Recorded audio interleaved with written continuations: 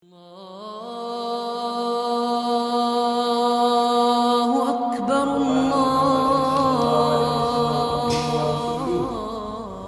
يا أيها الذين آمنوا اتقوا الله حق تقاته ولا تموتن إلا وأنتم مسلمون.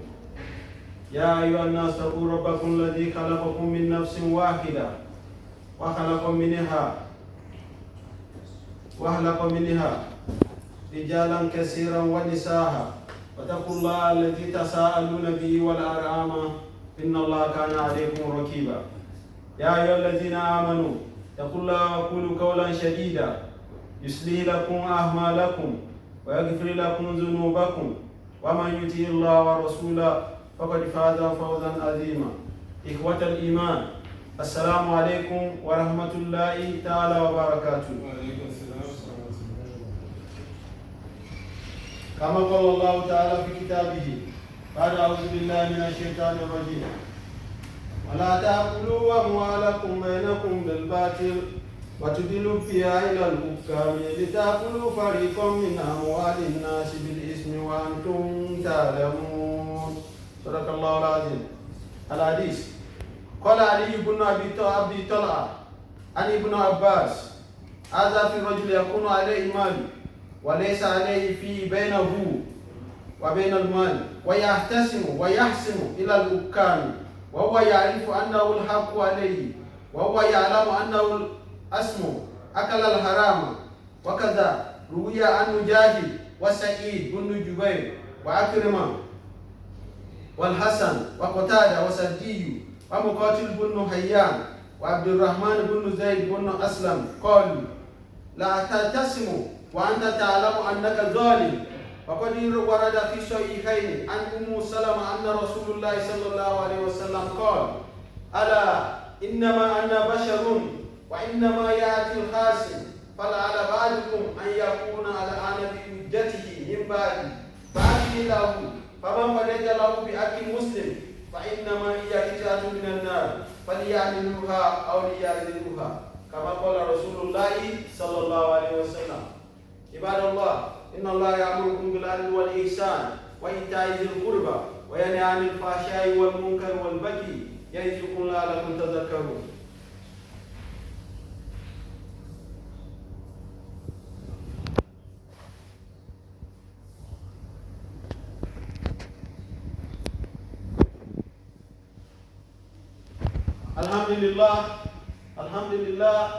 الحمد لله رب العالمين والصلاة والسلام على من لا نبي بعده. We give thanks to Allah subhanahu wa ta'ala who has given us another beautiful opportunity today, Yawmul Jumu'ah, to gather here for another Salatul Jumu'ah the way we've been gathering here every Fridays. Today, being the 23rd of Rabiul Akhir, year 1444 after the hijrah of Rasulullah sallallahu alaihi wasallam min bilad Makkah ila bilad Madinatu al-Munawwara. After the migration of Prophet Muhammad sallallahu alaihi wasallam from the blessed town and the holy town of Makkah al-Mukarramah to the noble city of al-Madinatu al-Munawwara, which is equivalent to the 18th day of the month of November 2022 after the birth of Nabina Isa alayhi salamullah. In continuation of what we've been discussing for the past 5 weeks concerning al-mal, money and wealth, we have discussed extensively about what a wealth is. We have done the tarif so many times and I have mentioned to us the essence and the reason why a Muslim, we must seek from Allah subhanahu wa ta'ala to give us money. It's not a taboo for us asking Allah subhanahu wa ta'ala to bless us with money. Because those that He had blessed, it was just from His own willingness that He has blessed them. Not that they are special inside of Allah subhanahu wa ta'ala. So for us now asking Allah subhanahu wa ta'ala to give us money, to give us good life, to give us good house, to give us an habitable environment, is not a crime. But the condition or the conditional clause attached to that is wala tusrifu. We must not be extravagant or whatever Allah subhanahu wa ta'ala has benefited us with. That is just the condition. Because whatever Allah subhanahu wa ta'ala gives us is what we are going to account for on the day of Qiyamah. Either it is power, either it is honor, either it is money, whatever Allah benedicts us with, we are going to account for it in sight of Allah subhanahu wa ta'ala. We have mentioned to us different kinds of money that is halal, that is legal, that is permissible, that is lawful for a believer to have or to have access to, and the type of works that we need to do. As we have quoted so many ahadith and so many quotes from Sayyidina Umar radiallahu ta'ala anhu and some ahadith of no Prophet Muhammad sallallahu alaihi wasallam, that a Muslim must go and work. You must not sit down in a place. You must not be stationary in a place. You must not be static in a place and be expecting that wealth will come and meet you where you are. We mentioned so many ahadiths and so many sayings of the righteous scholars and of Sayyidina Umar ibn Khattab radiallahu ta'ala anhu. We have mentioned the type of money that we are not even supposed to get tantamount to. It's haram, not makruh. If you say something is makruh, there is a kind of leverage on that. But if you say something is haram, you must not even go near it. We have mentioned like 8-9 types of money. Among them is al-malu al-rashwa. Let me do a summary. Al-malu al-rashwa. I said the money that is being forcefully collected from us on the road. Whoever on the road collecting money from us forcefully, that money is called al-malu al-rashwa. It's not a riba. It's not bribe. It's quite different. Al-malu al-mashruk. The money that the armed robbers that they do collect from us, or our property that they take from us, whatever item they collect from us is al-mashruk. Is haram in Islam. Al-malu al-ghazbu. The money that kidnappers collect. The money that a ritualist collect from those people that used to visit them. Or any money apart from somebody coming into your house to come and bang on your door and forcefully enter your house. That one is an armed robber. It's quite different from somebody that is intercepting you on the road. That kind of category of that money is also haram. Al-malu al-muganna. The money you are spending for a musician or the money you are collecting from a musician is haram. Al-malu al-gish. Money of cheating. I cited an example of you. Maybe you have a thrift collector. Masu Adashi, Baba Alajo. He collected your money and fled away. That money is haram for him. Whatever he spent that money upon, Allah subhanahu wa ta'ala will not bless it. If you laugh in the morning, laugh in the afternoon, at the dusk, he's going to cry. At the night, he's going to cry on whatever he spent that money on. Another money we talk about is al-garad. This garad is a kind of money of speculation, like those that used to do gambling. I mentioned it here last week. All these Baba Jebu, Naira bet, Naira bet, all those. As I said, some Muslim brothers who are praying together, they are still doing it. All those kind of money, you use 1 naira to collect 100 million. All those kind of money, no barakah in it, and there will never be barakah in it. I mentioned another money that they collect forcefully. No.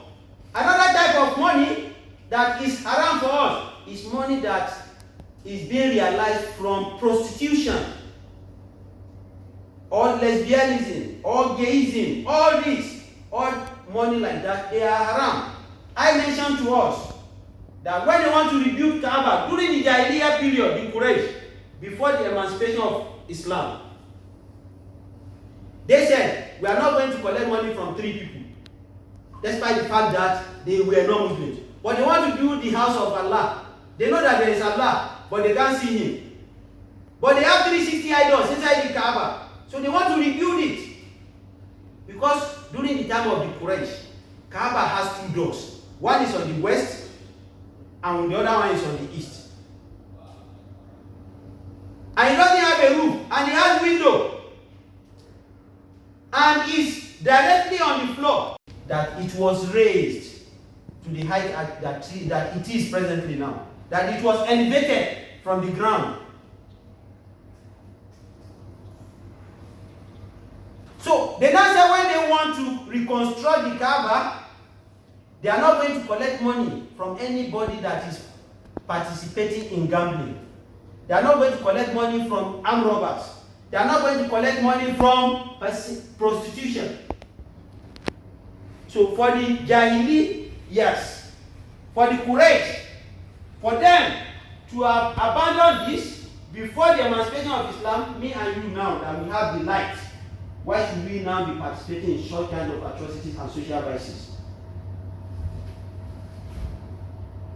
And I also mentioned to us, there are some people they call dingoism. The males, not the females. The females are the one practicing prostitution. The males are practicing dingoism. And I told us they are presently in this our society. Forget the people of Anabi Nuh, alayhi salamullah, that they will be sleeping with each other. The males will be sleeping with each other. Before Allah subhanahu wa ta'ala wiped them away from the earth of it. It's still practicing, it's still in vogue up to now. The males, they will dress themselves very well, prepare themselves very well. They have a particular place they stay here in Lagos, and they will be expecting a woman to come and price them, and they have a negotiation that, okay, if I'm going to go 2-3 rounds, this is how much you are going to pay me. Any that kind of money that comes around, Allah subhanahu wa ta'ala will not bless it. Even if they use the money to build the most edific structure as a mosque, Allah subhanahu wa ta'ala will not bless the person that built it. But we that we are going to pray there, Allah subhanahu wa ta'ala will accept our prayer.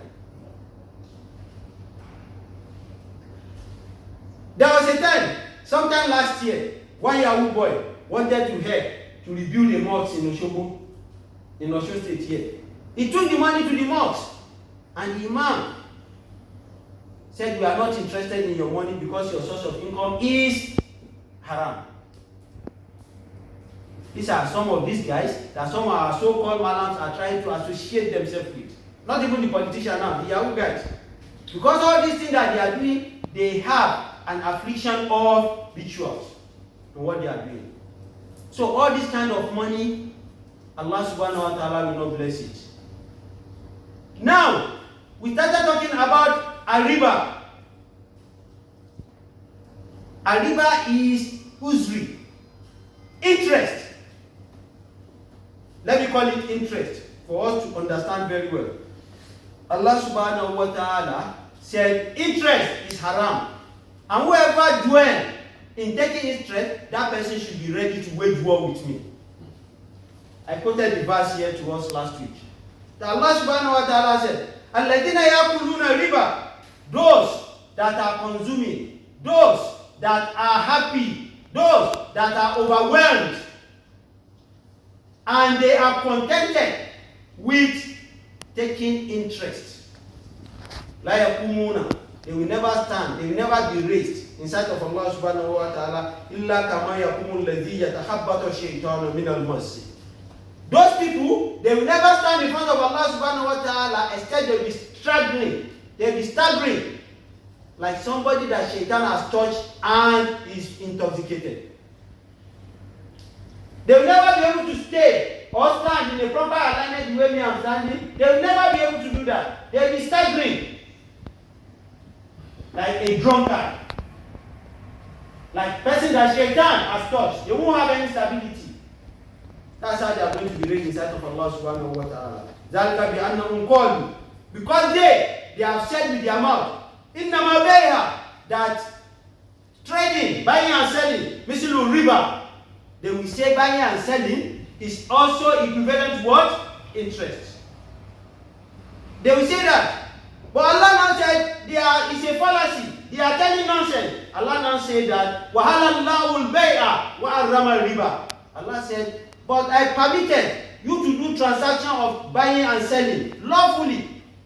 وَأَرَّمَ الرِّبَى. But I forbade. It's a taboo for any one of you to do what? To participate in anything interest. Brothers, me and you that we are putting or we are saving our money in these conventional banks, are they not generating interest? Do you know what they are using our money for? So that means we have a case inside of Allah subhanahu wa ta'ala. Where are our own Islamic banks? We the so-called Muslims, we the so-called believers, where is our makam on this? Is it really, sincerely, is it daruri for us, or darura for us not to have an Islamic bank, apart from the Jaiz Bank? How many of us are patronizing Jaiz Bank, the so-called Islamic bank? Do we even know? Maybe the so-called Jaiz Islamic Bank is generating interest with our money or not? Do we know? In Fiqh Islami, we are made to understand that riba, interest, is of different categories. And it is from this interest that majority are going to dwell inside the hellfire.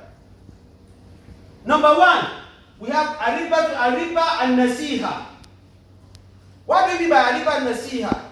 Ariba and Nasiha, the interest, called interest of Nasiha, is the one that is apportioned with time. We said interest is of different categories, but we have different kind of interest. One of it is Ariba and Nasiha, the interest of An-Nasiha. This interest of An-Nasiha is now divided into two. Ariba and Nasiha al-Muhajjal. That is the first one. Then Ariba and Nasiha al-Muhajjal. The first one is with Hamza al-Muhajjal, and the second one is with Ain al-Muhajjal. The first one, Ariba and Nasiha al-Muhajjal, that one deals with interest that varies with time. We have a transaction of 10,000 naira. So on each 1,000 naira, you will tell me that the interest on it is going to be 1 naira. But it's not associated with time. It's not time bound. If we agree that after 3-4 months, I need to return back your 10,000 naira, and you will take the interest, that the 10,000 naira will now become 11,000 naira. That means I have interest of 1,000 naira on it after 3 months. So after 3 months, the next 4 months, the next 5 months, the next 6 months, each month, interest will be coming over it. That is Ariba and Nasiha al-Mu'ajjal.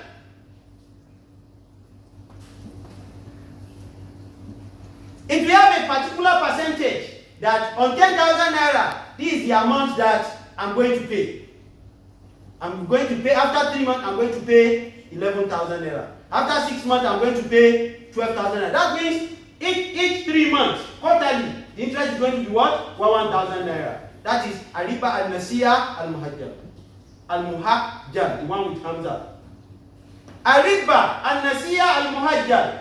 This one is an interest on a commodity or whatever transaction between you and the person you transacted with.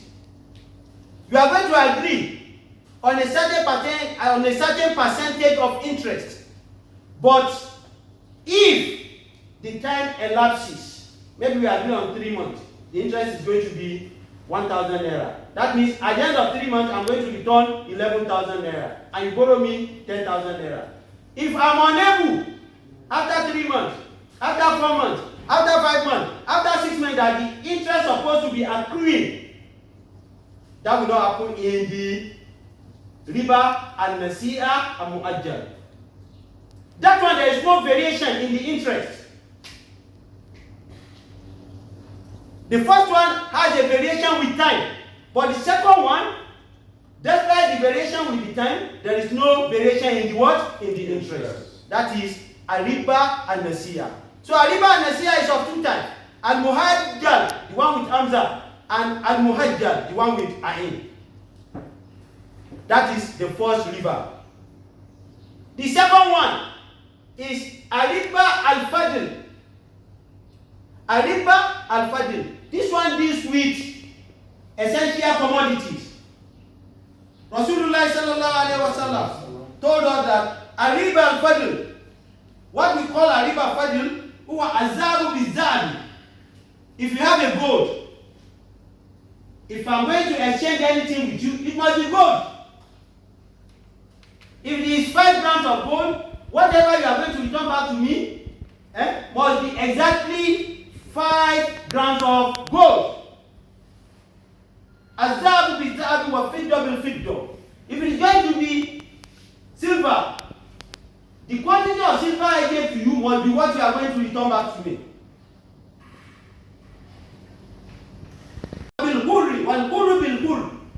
If I'm giving you a millet, what you are going to return back to me must be millet. You must not take millet from me and give me guinea corn.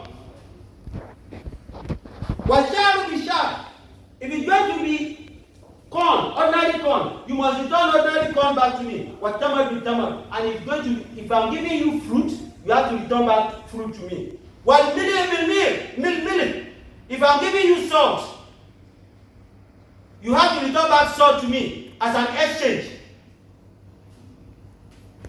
This is not trade by barter. Because if it is trade by barter, if I have 10 naira, I can use it to collect bread of 10 naira from you. But we are going to see maybe it's going to work in this Ariba al-Fadl.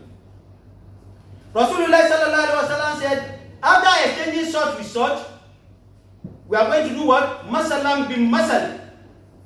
There must be an equivalence. Whatever we are exchanging must have a state of equilibrium. Must be balanced. Sawa'an bisawa'in. The quantity must be the same quantity. Yaddan biyadin. I must extend my hand to you, and you must extend your hand to me, indicating that is accepted. This is the condition in Ariba al-Fadl. Rasulullah sallallahu alaihi wasallam put a conditional clause. Faida iktalafat ajnas nabihu kaifa shi'tu. But if there is an ikhtilaf, a variation, don't let me say misconception. Ikhtilaf means misconception. Or a state where we don't have unanimous consensus. So now, faida ikhtalafa, if we now have a consensus that is not having any uniformity, nabihu kaifa shi'tu, we should not transact the way we want. Now you have gold. I don't have gold. I have silver. The last statement that Rasulullah sallallahu alaihi wasallam said in this is what I want to explain now. You know what we have been saying right from inception was that al-za'ab bil-zabi, gold with gold, al-fidda with fidda, silver with silver, we exchange silver with silver, al-tamar with tamar, food with food, al-mili with mili, salt with salt. Masalan bi masal. They must resemble each other. If I'm giving you white, you return white back to me. Yaddan bi yaddin. I give you, you take it. You give me, I take it. We have an understanding in our exchange. Rasulullah sallallahu alaihi wasallam said, "Faizan talafatul ajnas." Now, all what we are saying now, we don't have what Mr. A wants to give Mr. B. Mr. B doesn't have what he's going to replicate it with. A gold is on ground from Mr. A. But Mr. B has what? He has silver. This is where yaddan bi yaddin will now work. We must now have a consensus that what you are giving me is okay. If your gold is 5 grams, then I have to weigh the equivalent of the gold in terms of what? Of the silver. For it to be an offer, an acceptance, you know the weight of 5 grams of gold definitely on the scale will be more weightier than that of the silver, indicating that maybe it is 9 grams of silver that will be equivalent to what? To 5 grams of gold. But if I'm exchanging with you, you gave me gold, 5 grams. I want to give you 5 grams of silver. If you take it, Yadan biyadi, masalan yadan biyadi. That is why it happened now. As soon as you collect it, equation is balanced. Despite the fact that discretionarily, me and you will know that the weight of 5 grams of gold can never be equal to that of 5 grams of silver. Because their density differs. Definitely, their weight will be what? Differs. But as soon as I'm contented with it, forget about the figure now. We are not talking about the commodity. As soon as I'm contented with it, Yadan biyadi. We have not done anything wrong according to the Sharia of Islam. Rasulullah sallallahu alaihi wasallam told us that if we are doing this and we are putting interest on it, on our commodities, Allah subhanahu wa ta'ala will not bless it. Despite the fact that we exchange. Maybe you brought your own gold from Dubai. The other person brought his own from Mecca. The other person brought his own from Medina. Definitely, their currency differs. So the prices will be different, even if they are of the same category. Maybe 18 karat, chemical karat that they used to say. The location also influences the amount of commodities. As far as I extend it to you and you accept it, equation is balanced. I must not put interest. Forget about wherever you bought it from. Forget about wherever you bought it from. We are not talking about the commodity, not the place where you bought it from. Even if you buy it from inside Kaaba. It is the commodity that we need to deal with. That is why Rasulullah sallallahu alaihi wasallam told us. That is the second category of what? Al-riba. The third one is Bayu Ayina. Al-Bayu Ayina. This one is very common within the folks of the rich men. That now, maybe I need 10 million naira. I need to attend to a particular thing. I need 10 million naira. But I don't have the 10 million naira. I will now go to maybe where they are selling a car. I said I want to buy this Jeep. This Jeep, how much it is? A branded new one. I say it's 12 million naira.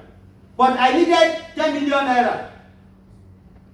I will now buy it with the collateral that I might have given to them. Maybe the landed property I have with the C or 4 or whatever. Because you can't go and buy such thing or you want to take loan from the bank without any collateral. It's not done anywhere. And I say because I need 10 million naira, I will, because of the state of duress that I am, that I need to go and attend to that thing. I will buy that car at the rate of 12 million naira. From where I'm buying it, from the supplier, from the dealer, they will write receipt that okay, after 6 months, you have to come and balance us our money.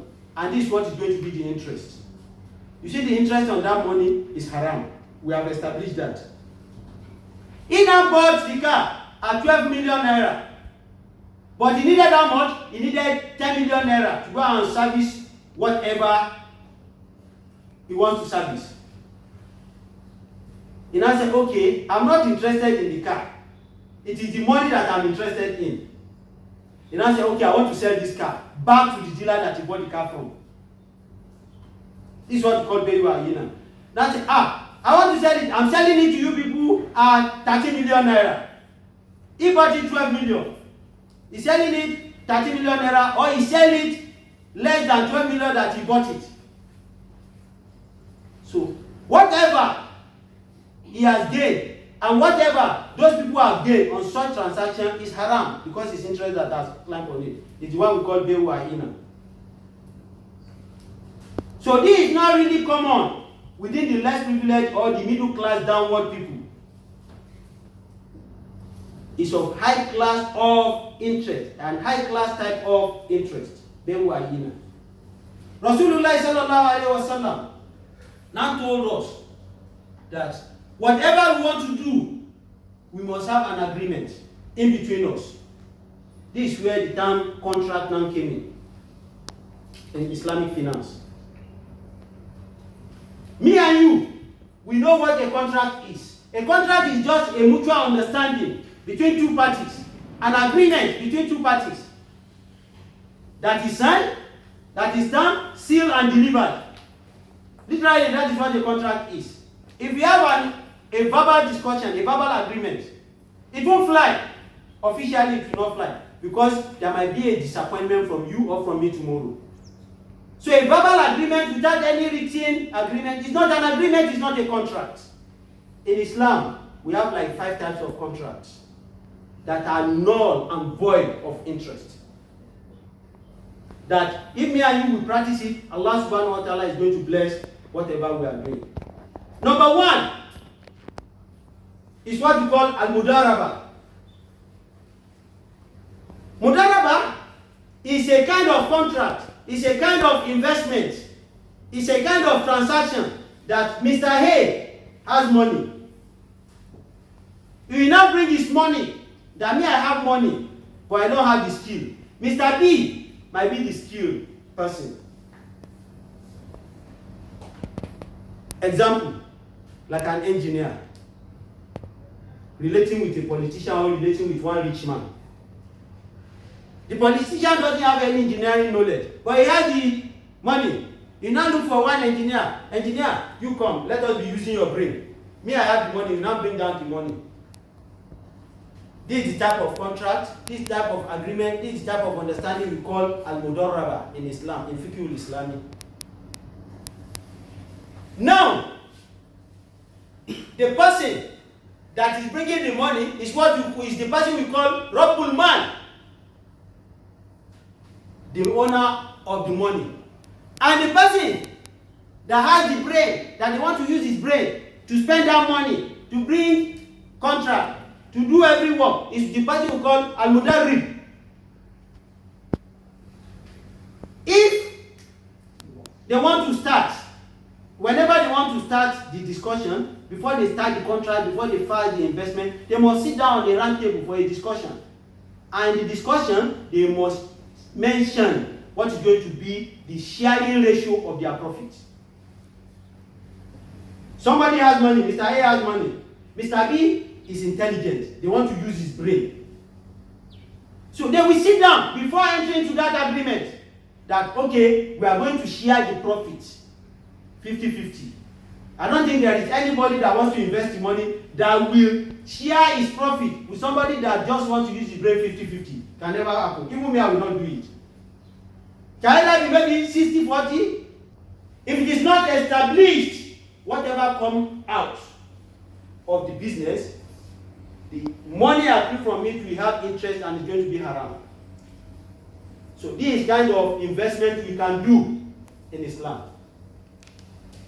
If the risk, there is nothing you are doing that doesn't have risk.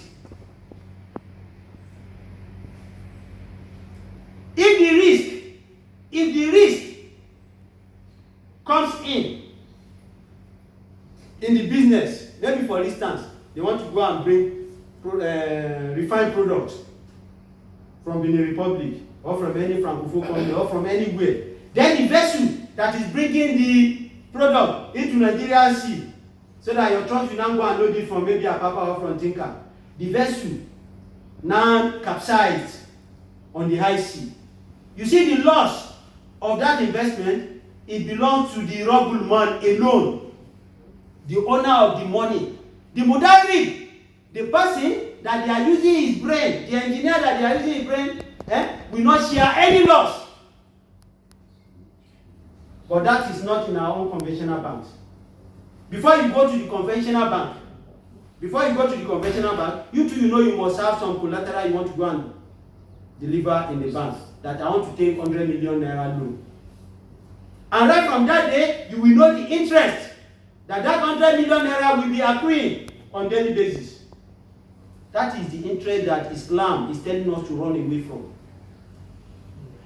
Even our money that we are keeping in the bank, we don't know what they are using it for.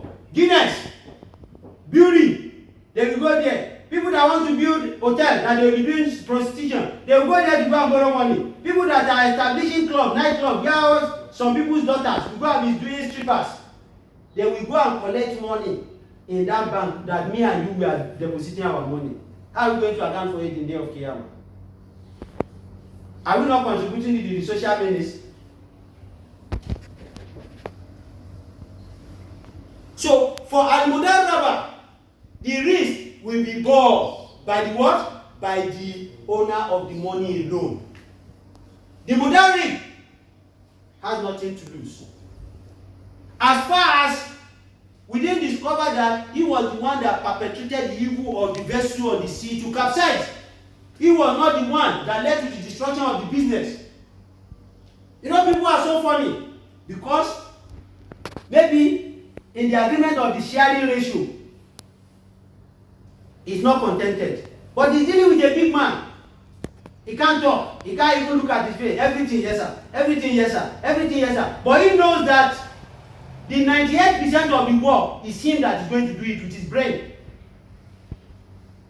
Even throughout the project, the Babalowo might not even come there.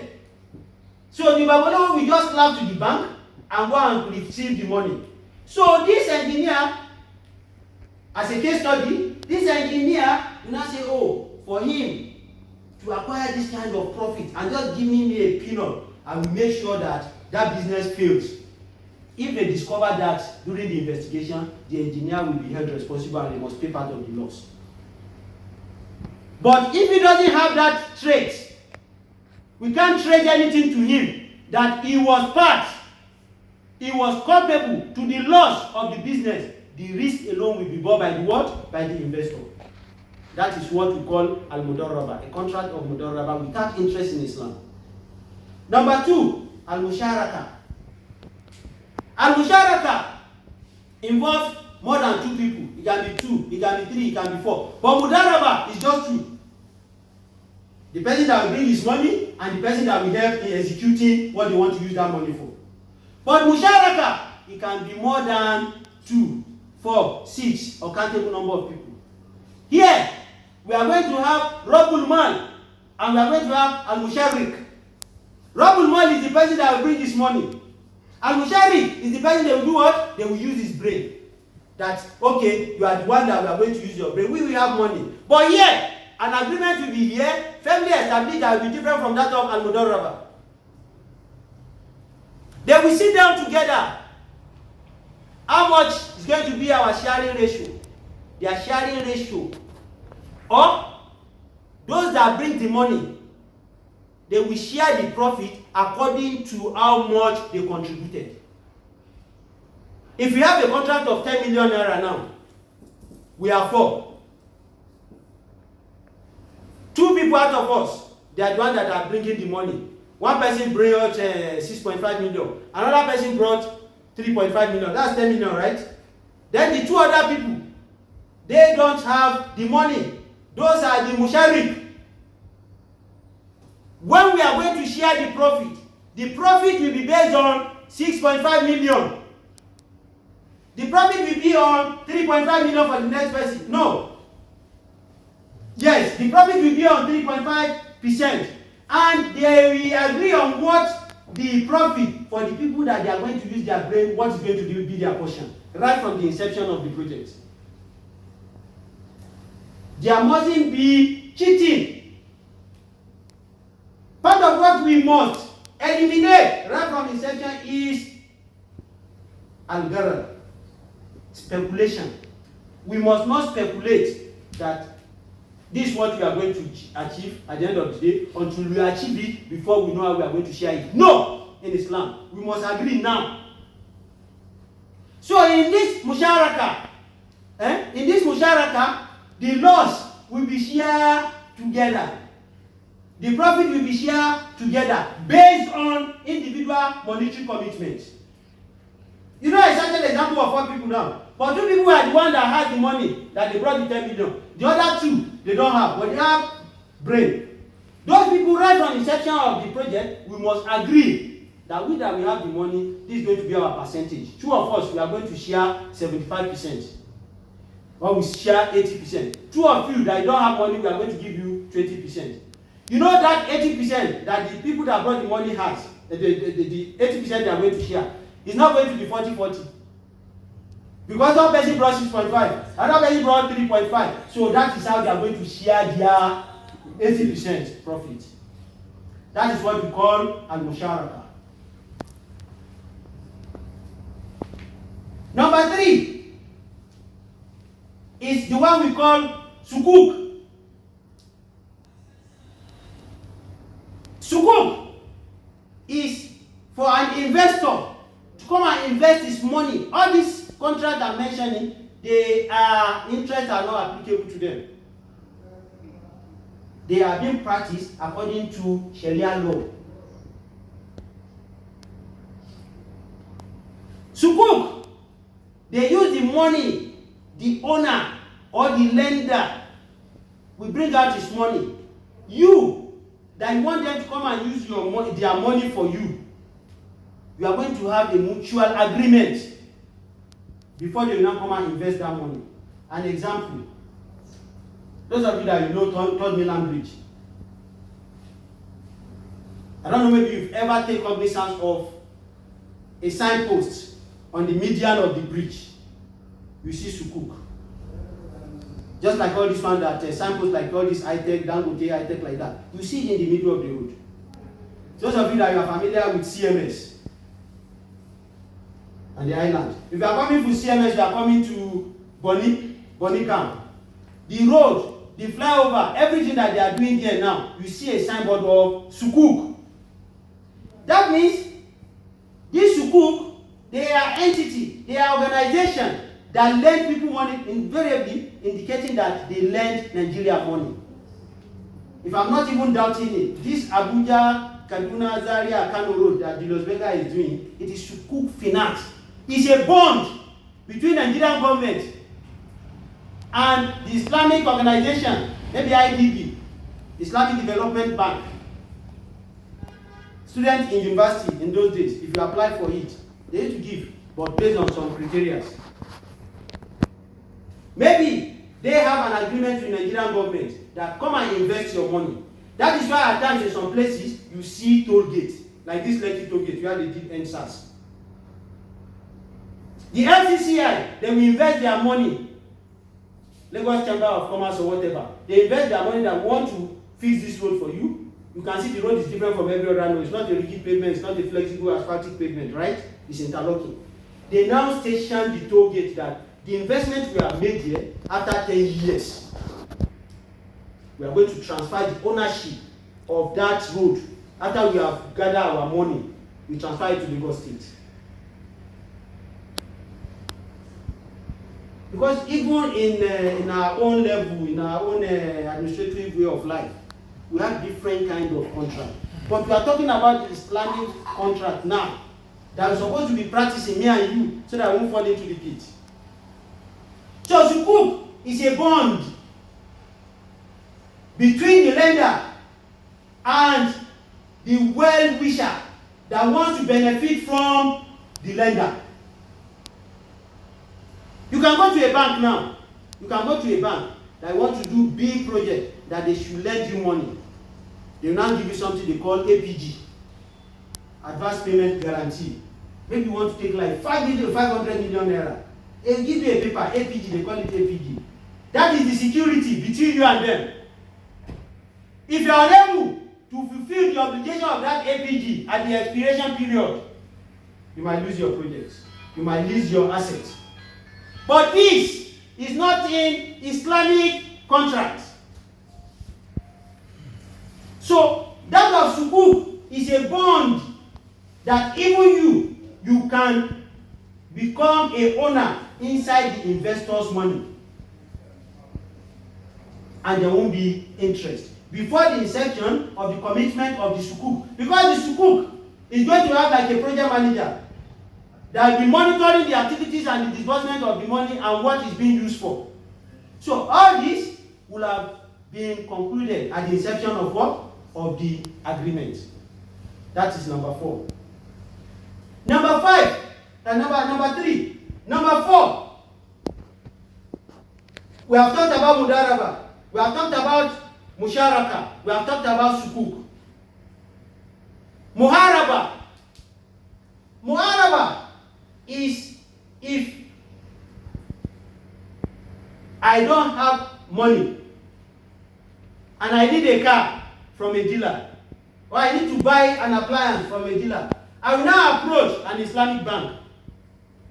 Let's be taking a Jais. Even this Stanbic, at the entrance of the refinery here, they have Stanbic Islamic whatever. That they too, they have a particular section of their banking operation that does not require, will not give you interest. Because Sharia of Islam did not permit us to keep our money without using the money to what? To work so that the money will multiply itself. But not to generate interest. To do buying and selling. Anything interest on our transaction is haram, no matter how little it is. Muharaba. I will approach this motor. I want to buy this motor. Then they will now contact the vendor, maybe the dealer, Cocharis, or whoever, Laneshitu, that want to buy this, that. This man wants to go into transportation system. Then they will now buy that on behalf of Mr. A that needs that vehicle. They will now have their own profit on it. Maybe 10% or 20%. It's profit. This contract is cost plus profit minus interest. Muharaba. It's just cost plus profit minus interest. I approach them. I don't have money and I want to start haulage. Dangote will soon start lifting products, right? I want to buy 3 tankers and I have money for 1. Can you help me, Jais Bank? We can help you. We will have money, we can help you. They are the one that will now contact the dealer that is selling the tanker. They will do everything for me. Their one is just to tell the dealer to deliver what? Deliver the tanker to me. But we must have agreement. They bought it 10 naira. They can add 2 naira to it. That their 2 naira is not interest. Is what? Is profit. So if I now have interest, you know the act means they lend me their money to buy that what? That commodity for me. They lend me their money to buy that commodity for me. If I'm working and I'm able, that commodity has become like a taxi. As if you take something on installment. Not all this installment that all these car dealers are doing. Some of them will be praying that after 1 year you should not get the money to pay it back. The money you have paid till 11 months is gone and they come and take the vehicle again. Majority of these car dealers, except the God conscious one among them. None of them, except those that doesn't have iman, not let me say all of them. But majority of them, 99% of all these car dealers, that you go and take installment from them, either motorcycle, either bajaj, either keke napep, they will never wish you to come to be able to meet up with your deadline. So that you will lose your money and you will lose that commodity again. This is not there in Islam. Muharaba is they will buy for you, put their own profit, and it is that their money and profit that you will pay back. So during the time that you are using it, if you want it, you will show interest. So at the expiration period that is supposed to finish their payment, right? They will ask you, do you want to take it or you want to return it back? So that one can be taken while you pay or you return it back to them.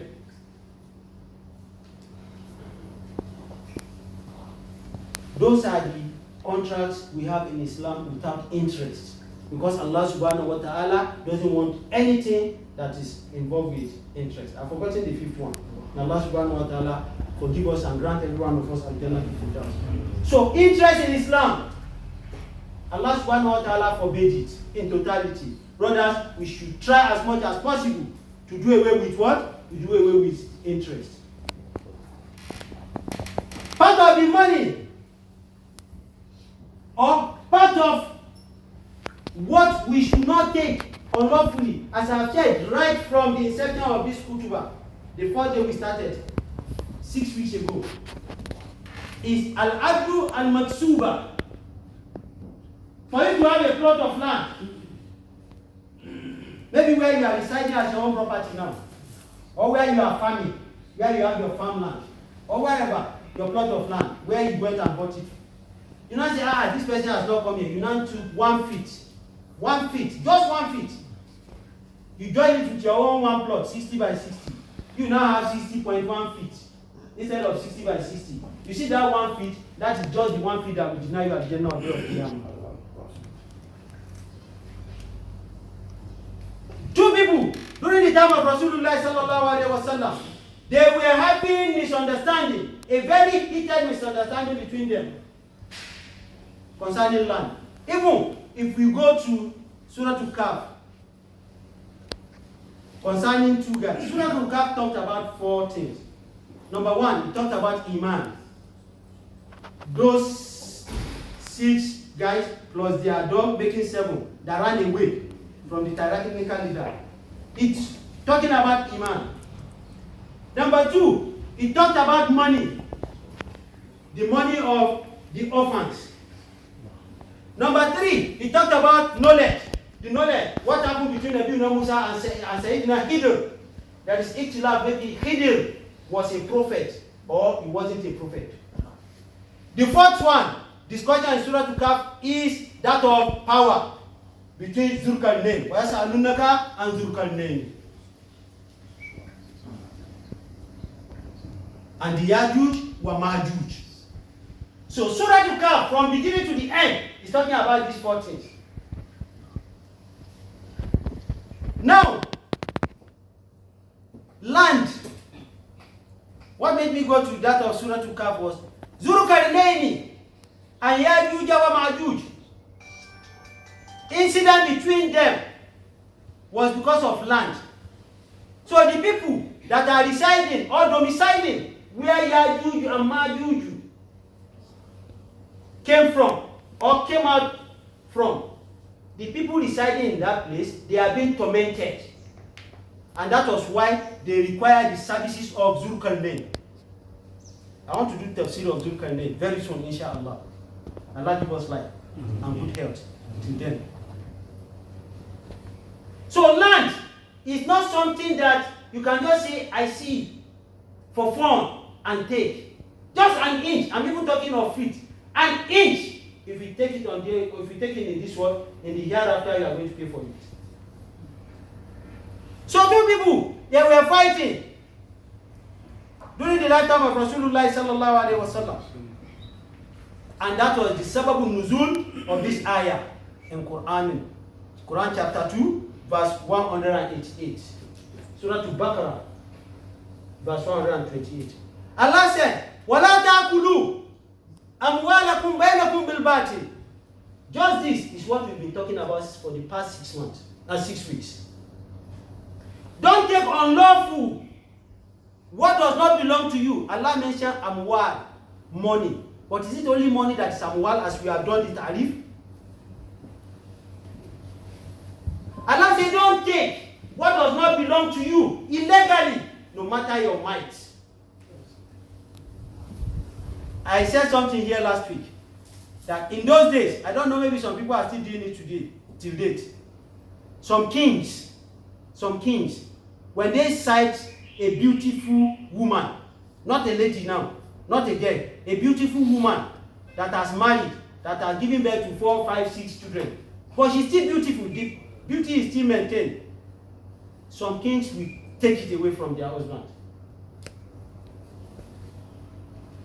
They will not say, king, a king. Oba Balori Bugunkan. Now say anything that a king wants to do, he has the authority and the autonomy to do it. In those days, it's being done. I cited an example of one king like that in this Yoruba land.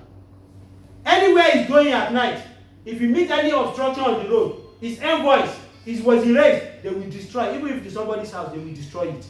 That the king cannot change his direction. He has to continue to be going straight. They will destroy the wall of that building and the king will pass. He will stand like this, they will give him chair, he will sit down. And they will do that. And that's how some people celebrated their throne. Where are they today? You don't even see their traces again.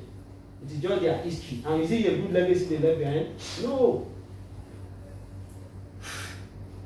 Allah says, وَلَا تَأْكُلُوا بَيْنَكُمْ أَمْوَالِكُمْ بِالْبَاطِلِ. In between you people, don't take what does not belong to you. وَتُدِلُوا بِهَا إِلَى الْحُكَّامِ. After taking what is unlawful to you, you now start running to the judiciary. There is no profession that doesn't have the idiots that are turning the ethics, the standard ethics of the practice, that they are turning it upside down. As we have it inside police, we have it inside army, we have it inside engineering, we have it inside medical. There is no profession that doesn't have these idiots. I don't know, maybe some of you saw it on social media, maybe like 2-3 months ago. One police officer, he covered his face like this on the highway. That even the IG knows that he used to take money on the road. I later found him, so they removed him from the Nigerian police now. I saw the day they were removing his uniform, deranking him and everything. How can that idiot be saying that kind of statement on the road? Just because you want to collect 100 naira, you want to collect 200. You are now bringing down the repute of the number one person in the Nigerian police force. And these are the idiots that will now become nuisance in the society. Because as soon as they throw him out of the service, he becomes nuisance. He has known how to shoot. He has known how to take the carry gun. They now go and be breeding vagabonds in the society. If you are not contented with whatever Allah subhanahu wa ta'ala has given us, this is the social vices and the menace that the society will be bringing out. That don't take people's money and now run to the judiciary the way our lawyers and judges are doing today. Somebody will steal $800 billion. At the end of the day, they will say it's fine. To set him free is to go and pay 800,000 naira. Where is it done on earth? And as I be saying it, and me, I will continue saying it, on the day of Qiyamah, which I don't know, but from my own humanly discretion, I know on the day of Qiyamah, Nigeria, Allah will finish every other place. You now come back to Nigeria. Not that they are not doing atrocity in Saudi Arabia, they are doing it. They are doing it. If an imam talk the way I'm talking now and he says anything against the royal family, before he finish the khutbah, the people are there to carry him, is to go to jail. A countable number of aliens, scholars that are not even foreigners, their own son of the soil, they are in the prison 10-20 years. They still took one imam that is leading in Mecca, in Masjid al-Haram, this week, just because he passed a fatwa that what you people are doing is not right. This week, and they sentenced him to 10 years imprisonment. So that is why I used to tell us, forget about Arab, forget about skin color. The honor Makkah has is because that is the source of Rasulullah sallallahu alaihi wasallam and the Kaaba and the Masjid. If not that, maybe it might be worse than Nigeria. That's what they are doing. In Riyadh today, in Riyadh, there's a musical concert. In Riyadh, Christians are going there. Those of you that have gone to Mecca, if you are leaving Medina, before you enter, if you are leaving Medina like this, you will see they write a signboard like this that non-Muslim must not pass this place. It's clearly written.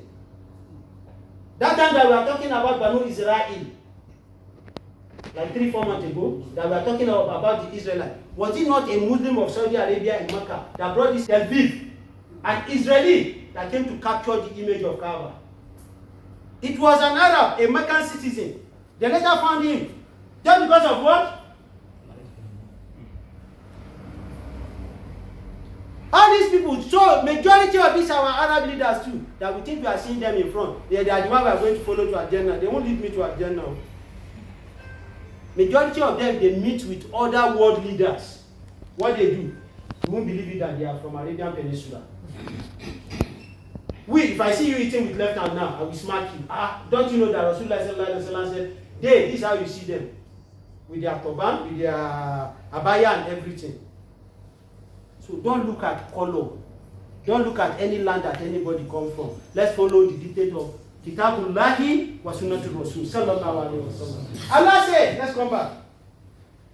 Don't take people's things illegally. What you do,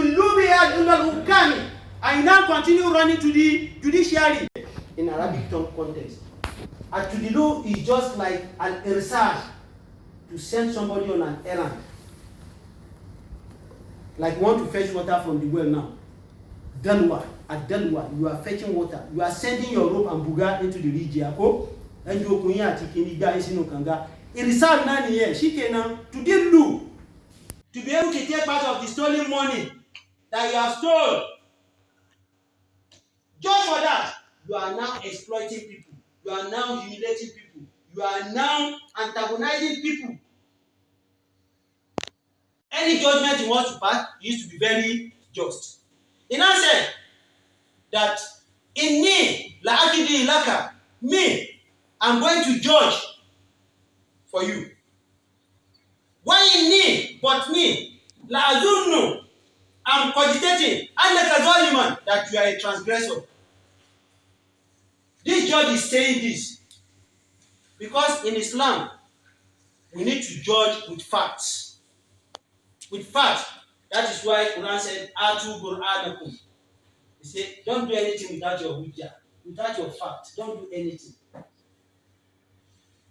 But in Islamic jurisprudence, we will accept any written document that is brought onto us, even if the person that brought it and came to us that is the one claiming for this, even if we know that that person is not the rightful owner of that thing.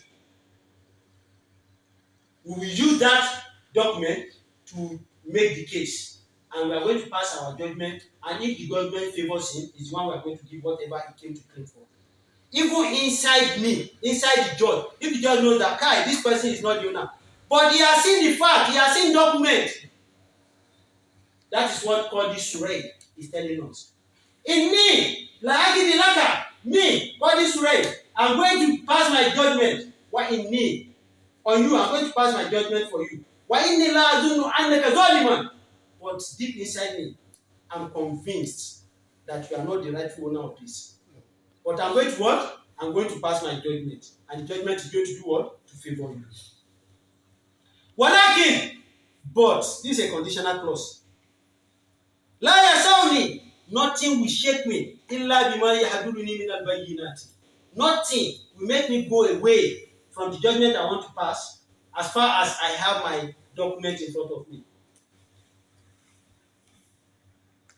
You know, at the beginning of the statement, it's not hadith, it's a statement of Qadi Shurah.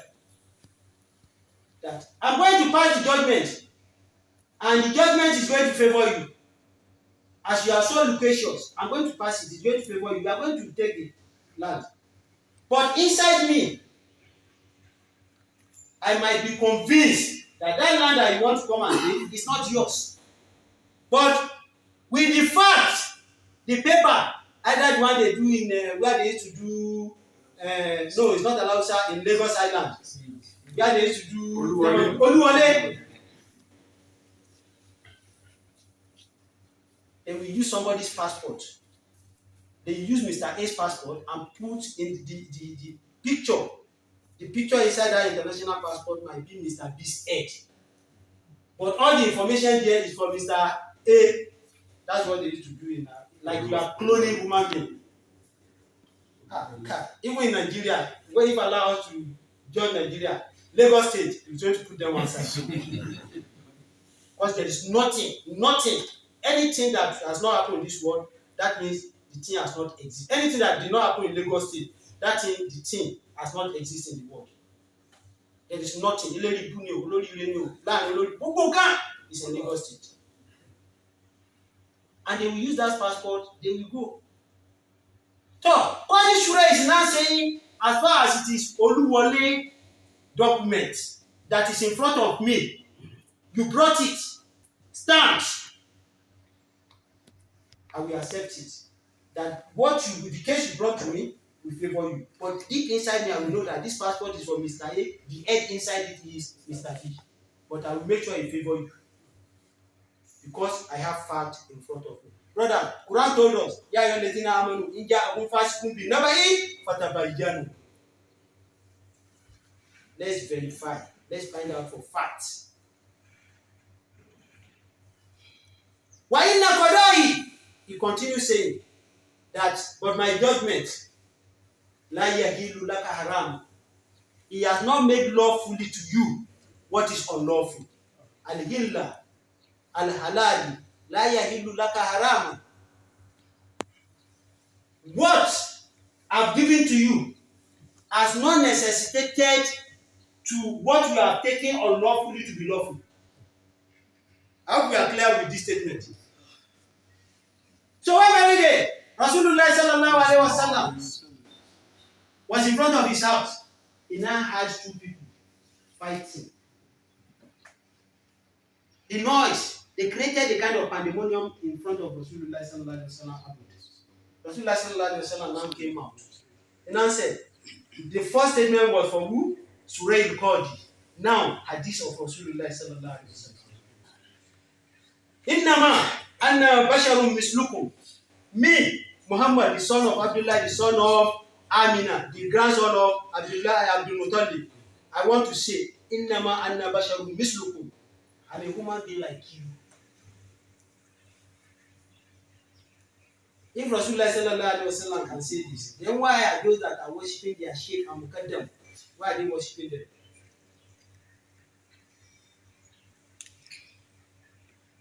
He said it in Surah Al-Kahf, the last verse of Surah Al-Kahf. Innama anna basharun mislukum yuha ilayya. That I'm a human being like you. They used to reveal. Prophet Gabriel used to come to me. If I'm not an ordinary person like you, then it's a special person. It's a human being, but a special person. Rasulullah sallallahu alaihi wasallam married. We have discussed about the Ummatul Mu'minin here, the 9 and the other 2, making 11 that he married in his life. And out of them, only one was a virgin. Sayyidatuna Aisha, and she was the one Allah never gave her to even conceive. She never had it. She never had it. And see Khadija. Khadija has married 2 husbands. She has 3 children. 2 for the first husband, 1 for the second husband. Nabi Muhammad was the 3rd husband, and she gave him 6. Khadija that Aisha that anybody has not even touched her like this. But I did a happy to even feel it how it used to be never happened to her. That is why at times you see in our society a girl that Mr. Chinedu passed to Mr. Said. Mr. Said passed it to Karima Disa passed it. You use that as a kiki, that as a kiki. Those who are daily or that a Kedida Mujita, say the Dictator Hayukuma. Oh, Gashi, Gazuera, Gaimina, Atikudi, Topuni, Sila Somuli. Oh, I'm a devil. Yeah, it wasn't dead, don't get German or Haman can't look a poo. I can't take a poo that had on the Lord on my beat. And I take a beer drunker. I fire at your way, but look when you are for any good day. You get there, you get to. Enough! You know, Colon. Come on, Father, I want to do it, eh? That lady, that all these boys are passing from one place to another, from one place to another.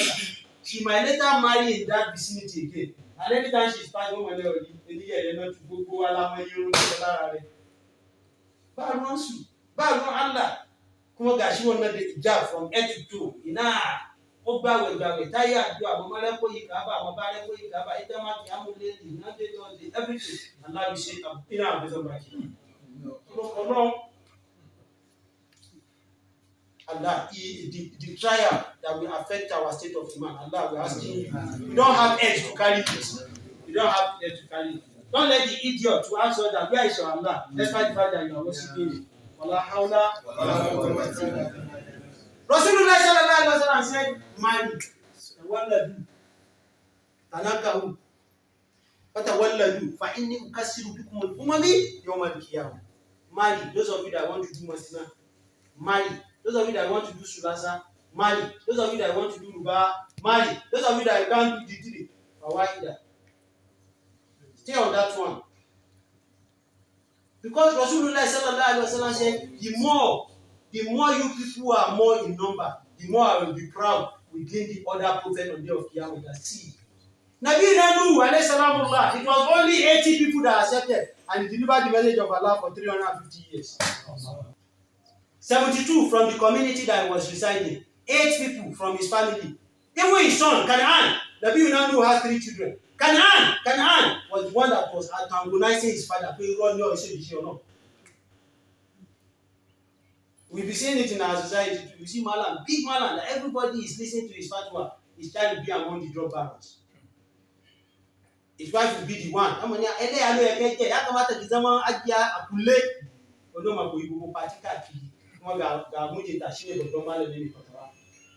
Allah, abun da zai jarrabe imanin mu. Za a yi ta mana dariya, Allah kaka jarrabe mu da shi. Allah don't put us to shame. In all ramifications, Allah don't put us to shame. We can't worship Rasul. Nobody should worship him. Why nama? But you people are fighting. And that is what I had that made me to come up. And you people brought yourself towards me. Because you know, you can go to other places. You want me to come and mediate. That is why you brought your noise to my surrounding. Okay, I'm outside now with you people. You are here. It might be possible that while you people are fighting, it might be possible that the judgment that I want to pass now might favor the wrong person. Like what happened to Qadi Suresh. You see Rasulullah sallallahu alaihi wasallam. This person, according to the Sirah, according to the wire, did not live during Prophet Muhammad. But he was a well-pronounced and renowned Islamic jurist. Rasulullah sallallahu alaihi wasallam too want to say that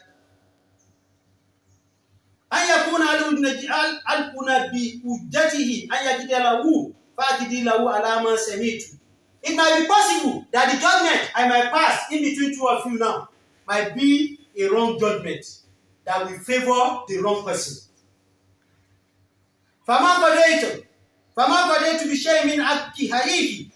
Whoever amongst you, if I pass my judgment with evidence that I have seen, I pass my judgment, finish, and the judgment now favor the wrong person. Rasulullah sallallahu alaihi wasallam says that person should not take that item. You know, even Qadi Suraj did not say this. But Rasulullah sallallahu alaihi wasallam is saying it. What Qadi Suraj said was that, I know I'm going to pass the judgment, but deep inside me, I want to believe, I want to convince myself that this judgment wants to favor the wrong person. Rasulullah sallallahu alaihi wasallam said, if I pass my own judgment and also favor the wrong person should not take the judgment in favor of him against the unfavored person that is the rightful owner of the commodity. Because if that person takes that thing that does not belong to him, Rasulullah sallallahu alaihi wasallam said, no matter how significant of whatever favor the wrong person, he has taken a significant part or an infinitesimal element of the fire. And we know when we are discussing about Al-Jannah and An-Nar, paradise and hellfire, I told us we have 8 Al-Jannah. Allah created 7, plus one by Shaddad ibn Adi, making 8. But hellfire is what? Is 7. We mentioned it, we mentioned the door, we mentioned everything and its name. And the condition that will make everyone to enter different kind of this hellfire. We mentioned it in this masjid. Now see, Jahannama. All the other Lasa, Hawiya, Mut'ama, all this one, all their characteristics are inserted in Jahannama. So Jahannama is 7 in 1. Rasulullah sallallahu alaihi wasallam is not telling us that for innahu, whoever takes what does not belong to him, even if my judgment favor him, like that of Qadi Surej, for innahu atita'u kitiyatan minan nar. Kama qala Rasulullah sallallahu alaihi wasallam. Now, we have issue. We are taken to the judiciary. The judiciary now favor the wrong person. Who do we need to return back to? Allah. Because He is who? وَهُوَ حَكَمٌ حَكِيمٌ. An incident happened some years ago in Riyadh. Not during the time of Rasulullah, not during the time of the Abu Bakr, during our own time. Oh, this something is, I want to say it's no more than 20 years. In Riyadh, the state capital of Saudi Arabia, you won't believe it. That is this document from this world. You know Lord Lugard, those that came during our independence. Some people still have Lord Lugard's signature in their house up to now. That they can forge anything. They can even forge you yourself, not talk of your signature. Allah bless some people like that. You know that there are some nima of Allah subhanahu wa ta'ala, they are fitna for us. Some blessing of Allah subhanahu wa ta'ala is what to be against some people on the day of Qiyamah. So if you are asking Allah subhanahu wa ta'ala to give us something, we should be putting conditional clause. Allah kabani yara, Allah fa only someone to know on Qiyamah. In Surah Al-Kahf, you know Nabi Musa and Khidir, they had a misunderstanding in 3 places before they separated. One, the person concerning boat. The other, the number 2, concerning the one that fell down, that they were trying to. The third one was a child that Khidir killed. Musa could not exercise patience. When Khidir became exhausted with Musa's impatience, he now told him that, you see that boy, how can you call yourself a righteous person when you laugh? Because I said there is ikhtilaf. Maybe Khidir is a prophet or not, but whatever, let's say he's a righteous servant of Allah. And Musa went to learn under him. Khidir now said, number 1, this is what happened. Number 2, this is what happened. Number 3, that of the boy. Allah said, instruction from Allah is for me to kill him because if he grow up, his parents are righteous people.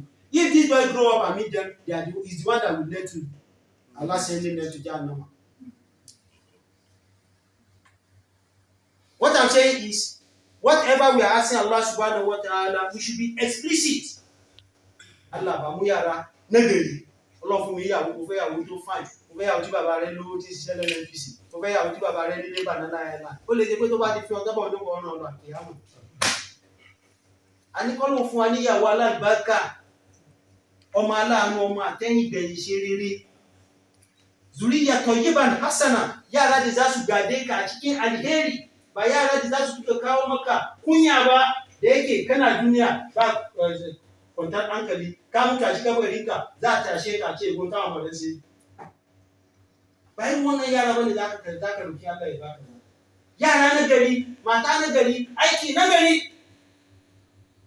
If you're asking Allah to give you a good job, you ask Him a blessed job. The people that are breaking rock, not in the quarry, using hand to break it. You know, some people have been breaking it for the past 15 years. Up till now, they can't buy a spoke of a bicycle. And you are here. Accidentally, your people, your parents were able to send you. Oh, mago, garu. You have school start. You have OND. You have this. You got work. Then go take CBN. They are paying you naira. Does it mean that you are more intelligent than those people? This is not a fortune from Allah subhanahu wa ta'ala. But that fortune might be against your day of Qiyamah if you are not guided. If you are not guided. The blessing that will be against us, Allah subhanahu wa ta'ala, we don't want it, hold it. The one that will make us achieve the name of this world in our kabur and on the day of Qiyamah, Allah, we want it now. Wala hawla wala quwwata illa billah. In the end, a rich man with documents.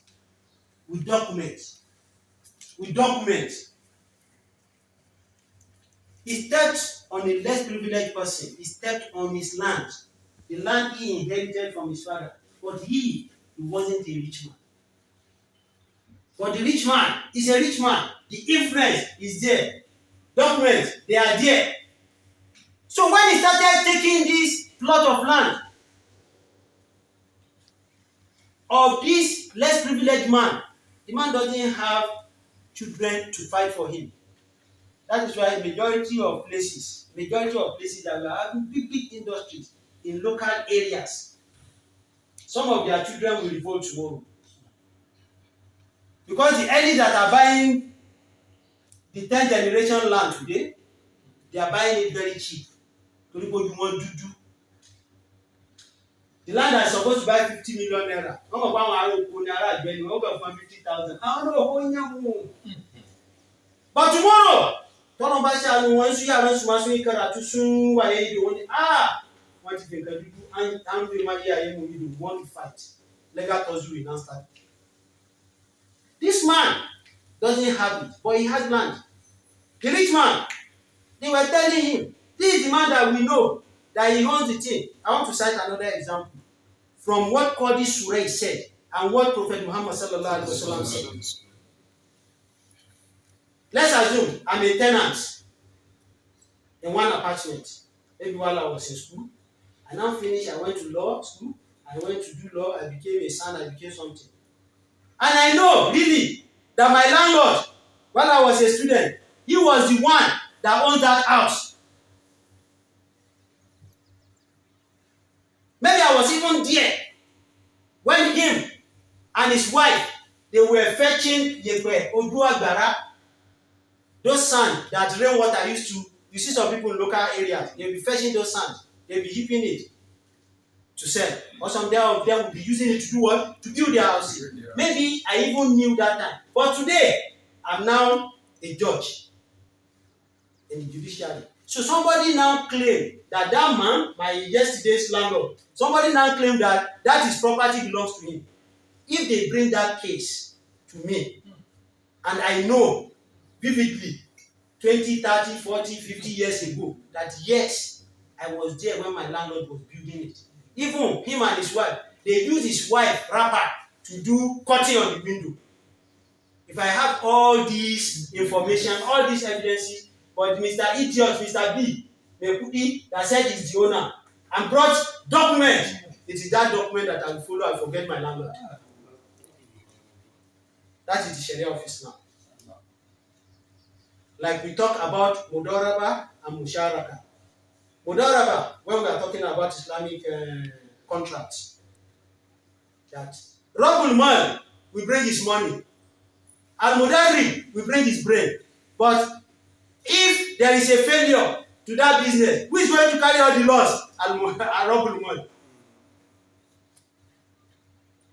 I hope we are getting it. So if I become the judge on the case of my yesterday landlord, but my landlord doesn't have any paper, I will judge with the idiots that brought paper. Forget my relationship with my landlord. Even if maybe while I was living there, my landlord did not take money from me. He's doing sadaka, or he lessened the rented money from me. That yes, I'm now in a position. I need to pay back this man. I need to make the judgment what? To favor him. I must not do that. Islamically, I must use the paper. Even if it is Oluwole paper. You can see it's very simple. Islam, very, very simple. That is the reason why me and you, no matter our relationship, we should write something. There is one particular big ayah, long ayah in Surah Al-Baqarah. It's very close, maybe verse 280. It's very close. It's very long. I think it's a whole page. One ayah. I think it's the longest in the Quran. Allah is talking about debt. That if you are traveling, make sure. No matter the level of our relationship, let's write it.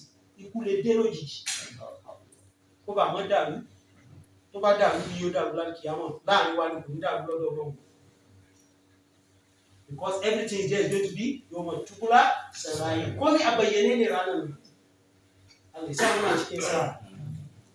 this man, they now left their village. They now went to Riyadh. Riyadh is the state capital, like going to Abuja to the Supreme Court. This Babolo has paper. He has money. He brought all his friends and took some of his wife, some of his children. They knew that victory is going to be theirs. They knew. He knew. When they got to the court in Riyadh, brothers, after the judge has passed all the judgment on other cases, now they, which one is the case remaining case? They said so case. And that was the last case that the judge judged. on that very day. At the end of the day, brothers, this man finally got the land of the less privileged man. He got it. He got it. And they believe that, yes, they have acquired everything. They are going back to their place. They're going to be building mansion. They're going to be building estate. They brought their car. They do a lot of splendor. They did. But this man, the owner of the land, the less privileged man, he didn't do any other thing. As he was going, he saw a masjid. He entered the masjid. He performed 2 nawafil. He now told Allah, Allah, if really I am serving you, before the sun set, take my right back for me. I could remember when we were doing one professional certification. I came all the way from Uweri to come and do one. We did it here in Unilag. So the interviewer was a Christian. He was asking me questions. I was answering professionally. He asked me one thing.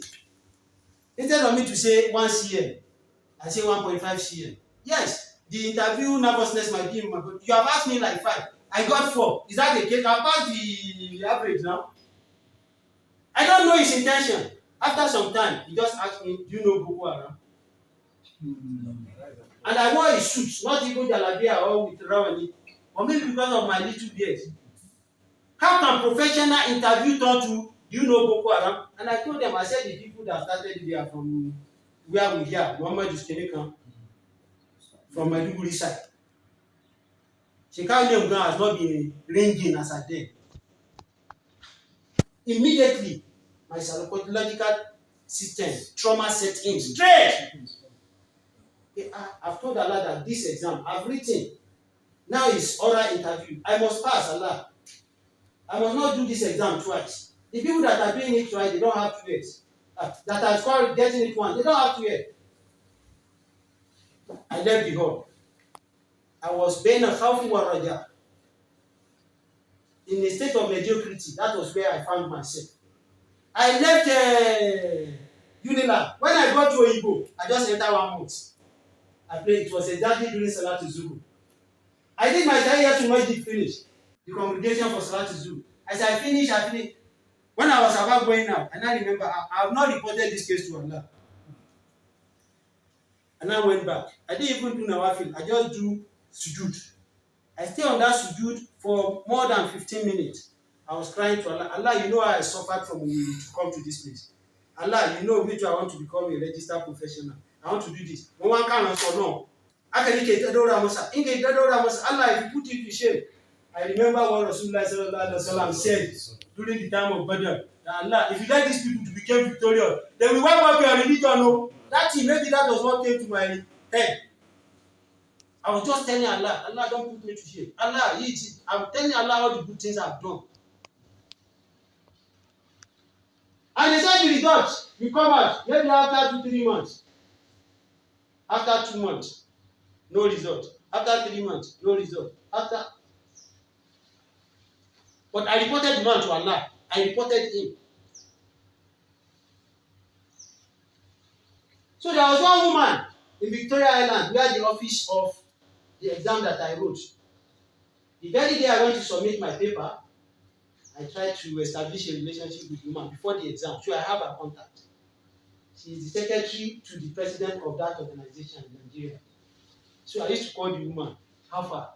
When are they going to sit on her exam? What are they going to release it? So that woman too, the fear of that man was in me, despite the fact that I have done my sujood. You know, as a woman being and a young boy that was growing up. But alhamdulillah, Rabbil Alamin. In Nigeria, between 1 to 3, my name was among the 1 to 3 that passed that very year. But I know that man had an heinous intention. So I just placed him to where he belongs. I told Allah, take care of him. I've ever narrated one incident here too. What happened to me in Onitsha one day? That some Mopol officers accosted me. As I was coming down from the bus, I was trying to cross this Ojuku bridge and come to Asaba here. They just stopped me. I'm with my laptop. I'm coming from Uweri. I was with my laptop. Where's your receipt? Before any Jack Robinson, they put me on Okada. 2 people in front of me, another 1 person in front of me. The place in Nigeria is not as bad as carry anybody like that. I was just following them. They now took me to somewhere inside Onitsha. Where is the receipt of your laptop? I said, see the laptop, but it's an old laptop. Now one of my sisters asked me, no, my money I carry by her. Let me open it. Let me put password. If I open it for you, search anywhere, anything you see there, ask me. If I can't answer you, that means it's a stolen laptop. They say, no, we are not interested. It is your money we are interested. I now told them that my father is about to die. He's expecting me in Lagos. That wants to tell me his last word before he died. See Lagos to Onitsha. Will you wait for me? We will not to wait to this. Just for them to leave me. At the end of the day, how much did they collect? They collected 1,000 naira. So when I got to Asaba, I joined bus. We are coming. When we got to Ogun State here, that was the day that they were carrying Agabu. They were carrying his corpse to their state to go and bury. That the chopper crashed. I was inside the bus that I had the news. I just remember what those mopos, not one, 3. I just say Allah. No, you tell Prophet Muhammad sallallahu alaihi wasallam that 3 people, if they pray, immediately you'll be answering to their prayer. I want to report this mopos to you. You said 1, a woman at the point of birth, because she's in between life and death. Anything she asks Allah at that time, Allah will grant it. Number 2, a traveler. Allah, I'm a traveler at this point in time. And my transportation is halal. What I'm eating is halal. Well, everything is halal. Allah, I don't see reason why you won't fight for me. I want you to fight these Mopol officers. They cheated me. 1,000 naira is nothing to me, but they made me to shed tears. Allah, wipe my tears and make them to shed tears. When I got to Lagos around 7:30 p.m., I got to Bega. I joined another bus to my place. As I entered, I ate, I did everything. When it was exactly 12 a.m., I stood up. From 12 a.m. to Subui, I was putting my head on the ground. I'm reporting all of them to Allah subhanahu wa ta'ala. Just because of 1,000 naira.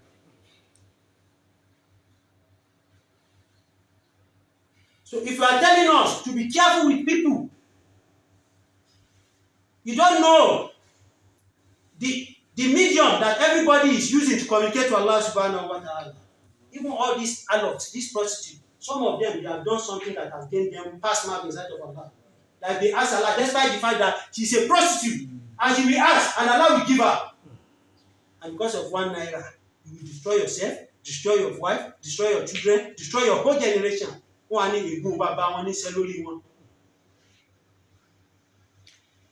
go back to this. This man, he asked Allah subhanahu wa ta'ala, Allah, before the sun sets, take my right back for me. The man left. Those people, they went with their car. You know, somebody that went with public transport. He won't get back to the town on time. Those that went with their own right, they will be there on time. As they were going, this man, all his friends, all his children, all of them, they died mysteriously on the road. All the documents was soaked with their blood. Not that let's rescue them to the hospital. It is their dead body that they are taken to the hospital. So when this less privileged man, the owner of the land, when he now got to their town, he discovered that the town was in a mournful mood, in a sorrowful mood.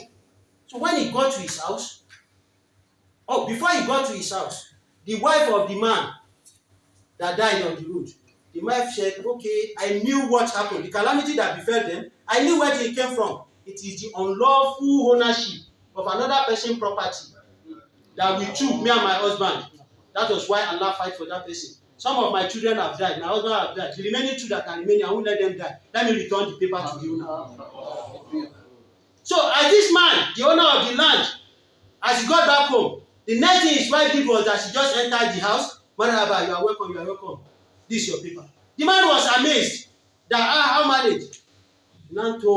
She now told her husband that, you see, the people that you went to the court together with, as they were coming, all of them, it was their dead body that they brought to this time. The man just do shukr. Allah subhanahu wa ta'ala. So Allah, he now look outside. He now say, Allah, but the sun has not set. So Allah fought for him before the time he requested for. A poet said, La tazil limanna, idha kunta muqtadira, fazulimu yakbahu ila nadami, tanamu aynaka, wal mazlumu lam tanamu, Yadibu alayka wa aynun lam tanamu. La tazlimanna. Don't transgress. Don't cheat people. Just because of land now. Just because of land. At the end of the day, he lost his life. Or he loses his life. He loses his friends. He loses some of his children. And what he's fighting for, illegally, he also loses it. Whenever you are capable, la tazlimu. Don't cheat people. Rasulullah sallallahu alaihi wasallam told us, "Man gashana falaysa minna." Whoever cheats us is not part of us. You won't be part of us on the day of Qiyamah. All of you that you have cheated people, go and return them. Now, as soon as before we leave here, be thinking of how you are going to return it. There was one of my brother. He got to 37 years. He didn't get married. And while they were growing up, there is no kind of variety of a woman, of a lady that they didn't test. One day we were now going along Unupa and somewhere. He now sighted one lady. He left me. I think that was my first time coming to Lagos. He now left me. He now went inside to go and beg. But why have you delayed me here? He said, I don't know, maybe all those girls that have cheated. I'm not getting my more. Maybe, so you must say, Allah, that is why up to now, at the age of 37, getting to 40, I'm not married. If you get to a time that we are about going to those guys' house to go and say, we want to marry your daughter, the girl will say, you 1, 2, 3, 4, 5. So those of you that you are cheating those girls now, those of you that some of these girls, they stole their mother's money to help you buy handouts. Some of them are paying your school fees. When you now finish, you now say, that girl, if you know any one of them that you have cheated, you better go and look for them. And I told that my brother that he said, you don't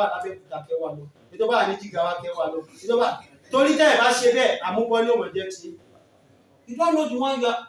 I used to tell you, it's not every woman that you make sure that your chest touch their chest. How many of us can stand up now and say, yes, it is the girl that I promised that I've married? Especially you Yorubas. Some of these people's parents, some of these girls' parents, they'll be sending those daughters to their boyfriend. Today's time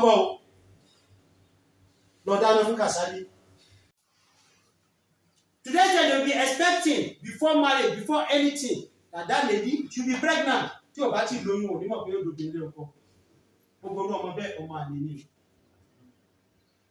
Mujara. Fazulimu, this poet now said, you see that transgression? Yakibahu ila nadami, it's going to lead you to the anasani. Abama, and I know that is the end of transgression. Tanamu ainaka, you that you have cheated somebody. Tanamu ainaka. Your eyes is sleeping, you are sleeping. You are happy, yes. What in Said get, yes. Atiba Kinilore, yes. What do you see, yes. Atiba Lebabare. Somebody did something for me in our family. What belongs to me, he took it away. I mean, I didn't even report him to Allah subhanahu wa ta'ala, but Allah reported himself to himself. Before he died, his clothes used to turn on his shoulder like this. Before he died, I'm among people that used to give him, more or less he was on payroll. Don't take what does not belong to, especially you see orphans. We have talked about orphans here before we talked about sharing of inheritance. If we take all pieces, we are going to enjoy this life and go to Allah subhanahu wa ta'ala and we will be welcome. Tanamu ainaka, your own eye is sleeping. But the person you have transgressed is not sleeping saying, Allah will ban get on me. Allah takarbamu hakina. Allah yobada. Yadu alayka. He will be calling Allah on you. Wa anta tanam. And you are here, you are sleeping. Brothers, whatever is not ours, we should give it back to the owners. May Allah subhanahu wa ta'ala forgive us. May Allah subhanahu wa ta'ala forgive us. May Allah subhanahu wa ta'ala forgive us. Inna Allah ya'muru bil adli wal ihsan wa ita'i dhil qurba wa yanha 'anil fahsha'i wal munkar wal baghi ya'izukum la'allakum tadhakkarun. At this junction, this is where we are going to stop the discussion of al-mal, money, seeking for money, and the types of money that we need to seek for, and the types of money that we don't need to look for. All the haram money, I've mentioned them. All the makruh money, I've mentioned them. All the halal money, I've mentioned them based on fiqh Islamic. Allah subhanahu wa ta'ala count us among the people that will be rich in a lawful way. Because al-qana'atu kanzul la yafna. Contentment is a treasury that will never go bankrupt. Contentment is a treasury. It's just like a central bank. It will never, money will not finish inside the vault. Allah, give us the contentment from your side. Wala hawla wala quwwata illa billah. Nigeria, Allah, we are asking you to have mercy on us in Nigeria. We know we have gone beyond our boundary limit. We know we have committed lots of atrocities. We know. Allah, if you are not looking unto us, look at the little infants, the little children that have never committed anything. Because of them, Allah have mercy on us. Sa'altuka bil kutubi allati minka uzzilat wa bil mursalin al muqsina min al balagh wa bil ulama ila amilina bi ilmihim wa bil awliya salihina min ad da'wa wa bil baiti wal masa'a wa zamzam was safa wa bil aramain al aminain min al aswa laqad ja'akum ilishi wa li ila fi amuni وتبت يدا شانك والحمد لله وتبت يدا شانك والحمد لله. Our brothers, security brothers here, Allah subhanahu wa ta'ala continue to protect you. The people that will come to overpower you, may Allah not let them know wherever you are. The way you have been gathering here together, you are listening to the little ones you have been able to pass across to you. May Allah let it be useful for you and be useful for every one of us. We too, our various professions, our various disciplines, may Allah subhanahu wa ta'ala continue to guide us. This project that has brought us together, may Allah let it see the light of the day. Wherever we have our family, may Allah continue to protect us. Wala hawla wala quwwata illa billah. The forthcoming election, Allah, the people that will live to witness it, we don't know. You see what happened to somebody in Jos, one of the lawmakers of Lagos State here, Omititi. He went healthy, but it was his dead body that returned back to Lagos. According to what I read, that you even want to give one local government chairman money, was owing him money. At Murtala Mohammed Airport here, before they bought the aircraft, was telling him, send me your account number, I want to send your money. Even inside the aircraft, they were saying he was one doing like conductor. Maybe he was a cheerful person, laughing, doing go up and down. He still told that person, send me your account number, let me credit your money. I say it was the dead that was telling him, pay your bashi. They said when they landed in Jos, he still calling that, I said you should send me your account number. That was when the person now sent him account number, and 10 minutes after 12 p.m. that very day they went for the presidential kickoff, the campaign kickoff. Towards the end of the program was when he kicked out. And he has 2 weeks ahead of him to celebrate his daughter to get married. This is what we keep telling us. We just keep on having tons of plans. Who is going to implement it? Who is going to execute it among us? We don't know. You see what happened to one general here, one general in army, maybe on Tuesday or Wednesday. That one drunkard sergeant or corporal just go and kill and wasted that resources just because of maybe 300 naira star or chronicle. He killed I saw the profile of that general. I was amazed. You just wasted this man like this. If they kill that sergeant or corporal, now will it bring back that life? Brothers, let's take it easy in life. Wherever we find ourselves, let's take it easy. The ground, it's very slippery. Let's take it easy with wherever we find ourselves. May Allah subhanahu wa ta'ala forgive us and grant us الجنة في الفردوس. اللهم اعز الاسلام والمسلمين واذل الشرك والمشركين ودمر اعداءك اعداء الدين وانصر عبادك الموحدين برحمتك يا ارحم الراحمين. اللهم ات نفوسنا تقواها وزكيها انت خير من زكاها انت ولي ومولاها. My attention was called to something last week. Some of our sisters that are praying behind us, please, we are asking you, lillahi wa rasuli, maybe you should be staying towards the end of that big hall, because in Islam, it's not good for a woman or for women and men to be mixing up in a place. So please, I'm imploring our sister, if any one of them is around, they should leave these 2 chambers for us. The third one at the extreme edge, they should be staying there.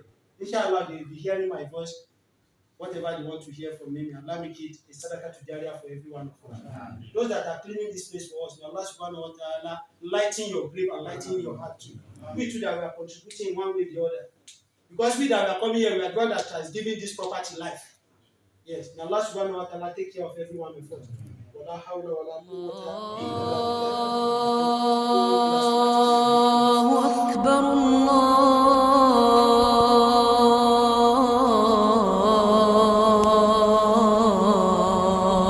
الله أكبر